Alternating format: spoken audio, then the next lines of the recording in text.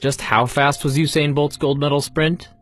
Let's put him on a slightly bigger stage and see him race against every Olympic medalist since 1896. This imaginary race, assembled using runners' average speeds, reveals just how much faster sprinters have become. A few lanes over, we see another Usain Bolt, who dominated the field in Beijing in 2008. Almost 10 feet back, Carl Lewis, gold medalist in Seoul in 1988. He won in 1984 too, one of just a handful of sprinters on this track twice. As we go further back in time, we pass more of the fastest sprinters in history. Jim Hines, the first man to break 10 seconds in the Olympics. Jesse Owens, who won 4 golds in Berlin in 1936.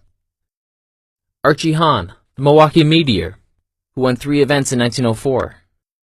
And finally, near the end of this track, we have Tom Burke, who won in Athens in 1896.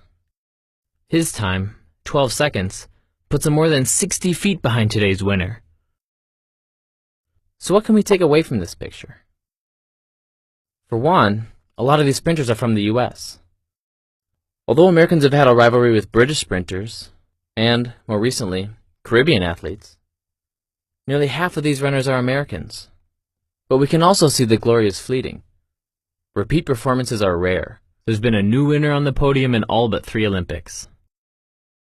But to get a little bit more perspective, let's see how some of America's best young sprinters would fit into this group.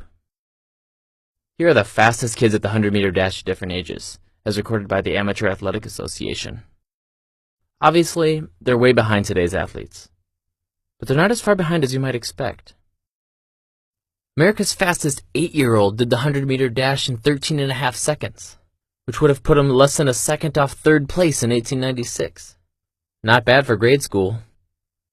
And the record for 15 to 16-year-olds is a 10.27. Good enough for a bronze as recently as 1980. Still, it's not like those Olympians were slow.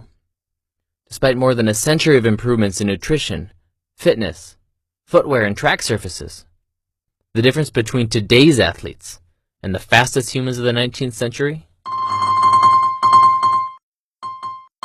Just about 3 seconds.